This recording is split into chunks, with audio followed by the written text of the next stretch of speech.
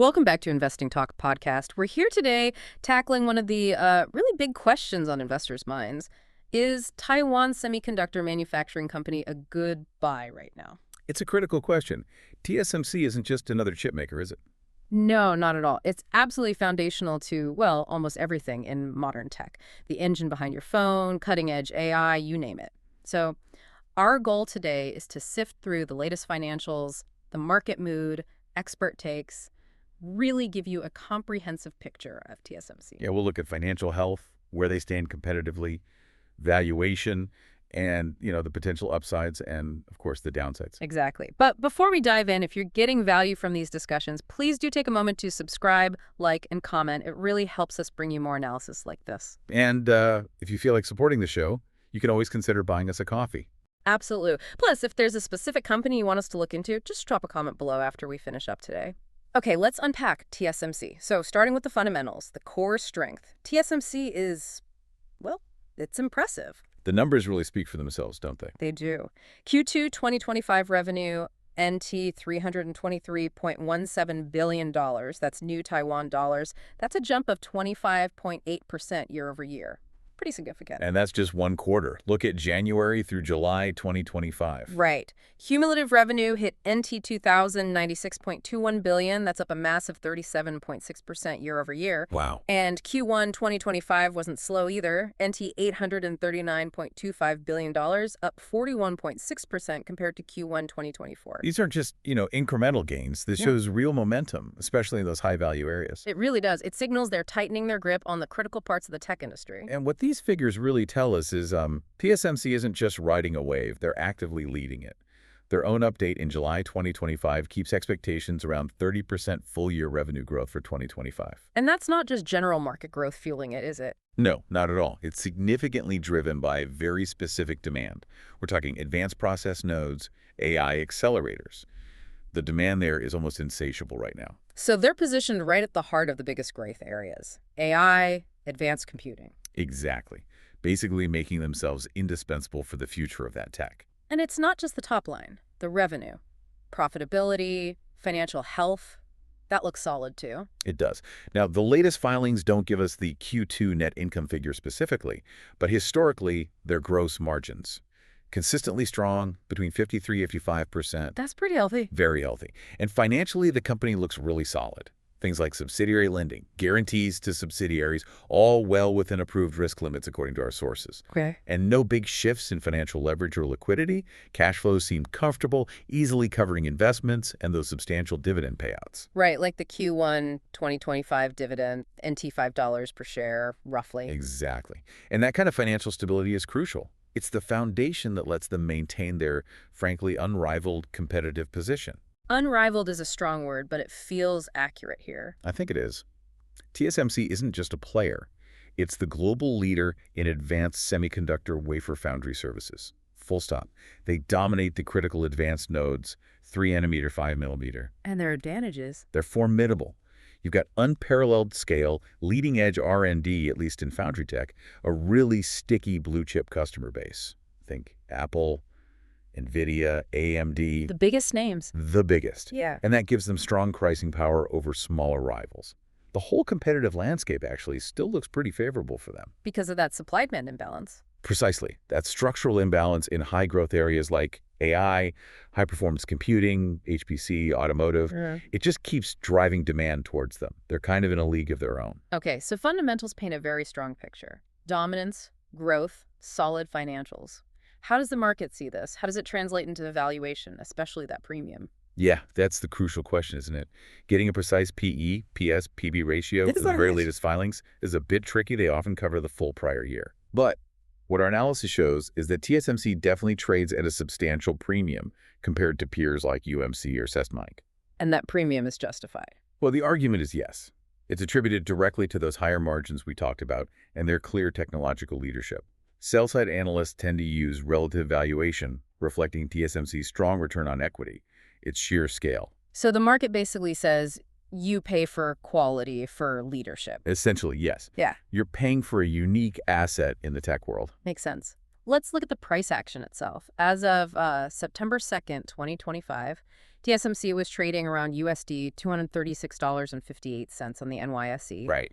And over the past month, it's been bouncing between roughly $225 and $245. Looks like support is forming around that 220 to 225 level, with resistance maybe 245, $255. Sounds about right. And if you look at the technical signals, they're actually quite bullish. Oh, yeah. Like what? Well, the stock price is sitting above both its 50-day and 200-day moving averages. That's usually a pretty strong sign of an overall bullish trend. Okay, classic indicator. Yeah. And the RSI, the Relative Strength Index that measures momentum, it's in the mid-60s. So strong momentum, but not necessarily stretched into overbought territory yet. Maybe still room to climb. Interesting. And the MCD, the moving average divergence, another trend indicator, it's also shown a positive cross recently. More positive momentum signals. So even with some small pullbacks after the Q2 earnings. Right. Despite those minor dips, the longer-term uptrend looks intact. You're still seeing higher highs and higher lows, which often suggests institutions are feeling pretty confident.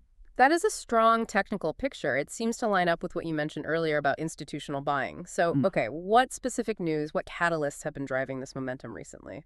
Absolutely. It's all connected. The Q2 2025 results were a big one. They significantly beat expectations, really reinforced that leadership in 3nm and especially AI chips. And the market liked that. Definitely. Then they reiterated that 30% revenue growth guidance for 2025 in July, another positive signal.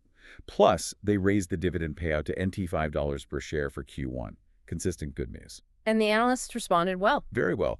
Post Q2, you saw a flurry of buy or outperform ratings. The common themes were that surging AI demand and their aggressive capacity expansion plans. Right. And what's also quite telling, as you mentioned, was the news in August about a surge in large institutional investments into TSMC's ADRs, the shares traded in the U.S. Fueled by. Seems like optimism around U.S. chip policy, things like the CHIPS Act may be playing a role, and just the sheer scale of the global AI infrastructure build-out.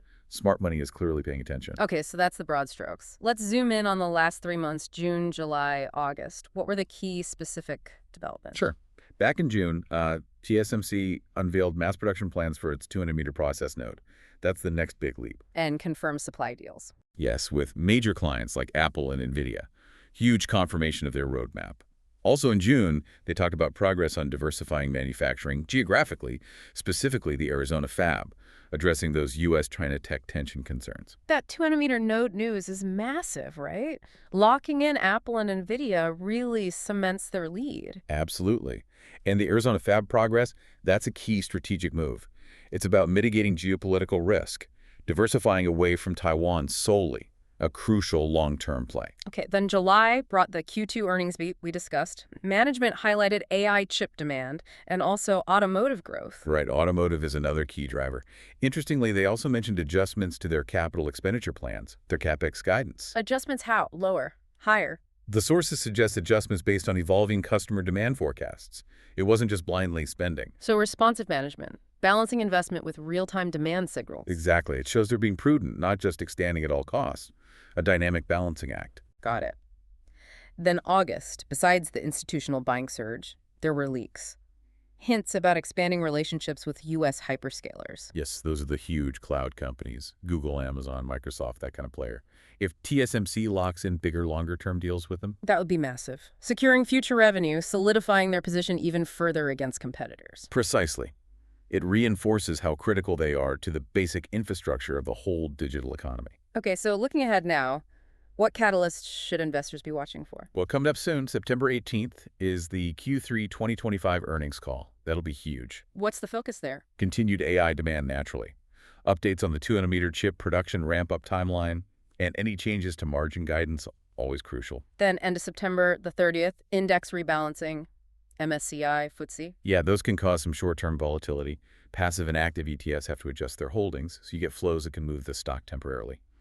More for traders, perhaps. But for longer-term folks, that Q3 call is key. Absolutely. It gives you the real strategic insight into their execution and profitability. Okay, then into October.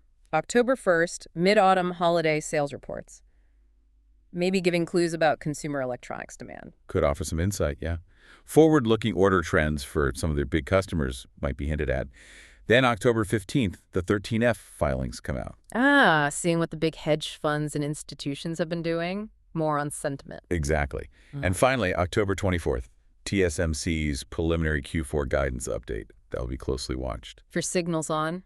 Expansion pace, maintaining tech leadership, any new risks they see on the horizon. Yeah. Gives a forward look into next year. Right. And no market chat is complete without rumors, right? Lots of speculation. True. Well, there's chatter about a potential strategic partnership, maybe with a major U.S. cloud hyperscaler, specifically for AI chip collaboration. Interesting. Beyond just supplying them. Potentially, yeah. Deeper collaboration. Yeah. Also whispers that TSMC might fast-track the Arizona fab construction because of those geopolitical risks we keep mentioning. Accelerate the diversification. Could be. Analysts are also speculating about maybe a new IP licensing model to deal with evolving export rules impacting China. And tech blogs are reporting TSMC might announce moves into advanced packaging services for new chip types. So, lots of potential moves being discussed. Shows how dynamic things are. Absolutely. A cloud partnership could be huge for revenue, accelerating Arizona, a risk mitigation play. The IP and packaging stuff shows agility in adapting to regulations and pushing tech boundaries. Of course, it's not all smooth sailing. There are risks. Let's talk headwinds, stock-specific challenges first. Sure. Capacity bottlenecks are a real thing. Building these advanced fabs takes time and incredible amounts of money, so substantial capital expenditure is always required. And customer concentration. Yeah, having Apple and NVIDIA as such huge customers is great, but it also means significant exposure. If their cycles dip, TSMC feels it. These feel like inherent risks for a leader, though, right? Big capex, reliance on big customers. They are, to an extent. It's the price of leadership. But those blue-chip customers are also why they have such strong demand visibility. It's a double-edged sword. Okay, but the really big one. Yeah. The elephant in the room is the geopolitical landscape. Without a doubt. Taiwan-China relations, U.S. export compliance. It's mentioned in their own filings as critical. This isn't just a business risk, it's macro, it's global supply chains. How does it directly impact them? It impacts operational stability, market access, just their ability to plan long term. It's a constant underlying tension that goes beyond typical business challenges. And then there are the broader market risks, sector risks. Right. The semiconductor industry is famously cyclical. A sector downturn would hit earnings, even for TSMC. Plus, competition isn't standing still. Foundries in China, Korea, the U.S. Exactly. They're all investing heavily. Yeah. And you always have ongoing supply chain issues, shifts in technology to watch out for. So even a giant like TSMC has to keep innovating just to stay ahead. Constantly. They need to adapt just to maintain that formidable edge, let alone extend it. Okay, so let's pull it all together. The investment thesis. Is TSMC a buy right now? Based on everything we've discussed from the sources, we're landing on an 8 out of 10 rating. Yeah, and the rationale is pretty compelling. I think the core insight here is just how irreplaceable TSMC seems to be in powering this AI revolution. The growth numbers, revenue and earnings, often exceeding 35% year over year, are exceptional. Industry dominance, clear tech leadership in advanced processes, undeniable. And the premium valuation? It's there, yes, but largely seen as justified. High return on equity, strong cash generation, really clear demand visibility, especially from AI and HPC. It builds this incredibly strong competitive moat. Strong enough to offset even those big geopolitical risks. That's the argument. It makes it a compelling, almost foundational investment for the long term, despite the risks. And crucially, the sources seem to agree that the primary risks are those geopolitical and macro ones, not fundamental operational or financial weaknesses. Exactly. That's a key distinction. The core business itself looks incredibly robust. Yeah. The main challenges are largely external. So the investment horizon. Given those structural advantages and the long-term tailwinds from AI and advanced computing, TSMC really seems best suited for a long-term horizon, multi-year. Not necessarily a short-term trade, though momentum might allow that. Right, but a multi-year view likely gives the best risk-adjusted returns, letting you really benefit from their strategic position. So wrapping up, TSMC presents this fascinating picture. Dominant leader, incredible growth drivers, especially AI, but definitely not without complexities, particularly that geopolitical shadow. It really is a unique case study. It is. And as you reflect on TSMC's pivotal role, here's something to think about. If this global race for AI leadership heats up even more than we expect, could TSMC's necessary geographic diversification, building fabs outside Taiwan, like in Arizona, could that actually slow them down in capitalizing fully on that acceleration? Or is it simply the smartest, most prudent hedge against a really unpredictable future? That's a great question. A real tension there between speed and resilience. Definitely something to mull over as you form your own insights. Thank you for joining us on Investing Talk podcast. We hope this exploration helps you feel more informed, more confident. We'll be back soon with another topic to help you get clarity on today's big market questions.